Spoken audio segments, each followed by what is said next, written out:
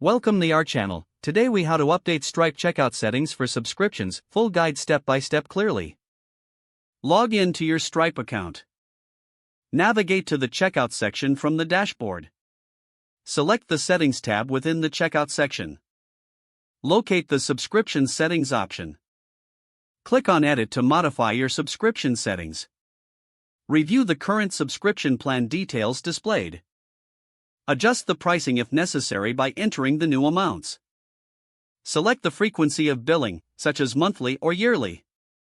Set the trial period duration if you offer one. Save your changes to ensure they take effect. Now, navigate to the products section in your Stripe dashboard. Select the subscription product you wish to update. Check the pricing and trial settings to ensure they align with your previous adjustments. Confirm that the new settings reflect accurately in the product details. Next, head to the Developers section and select API keys. Copy your publishable and secret API keys for later use. Access your website or application where the Stripe integration occurs. Update the integration code with the new subscription settings as needed. Ensure that the checkout experience matches the updated settings. Perform a test transaction to verify everything functions correctly.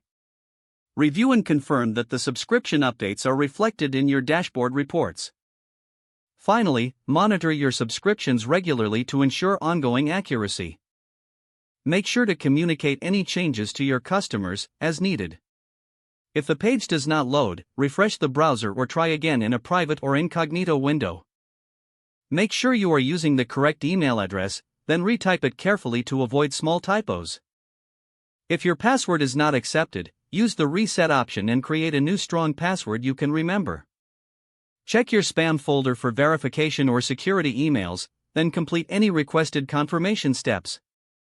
Enable two-factor authentication if available to improve account security and reduce unauthorized access risk.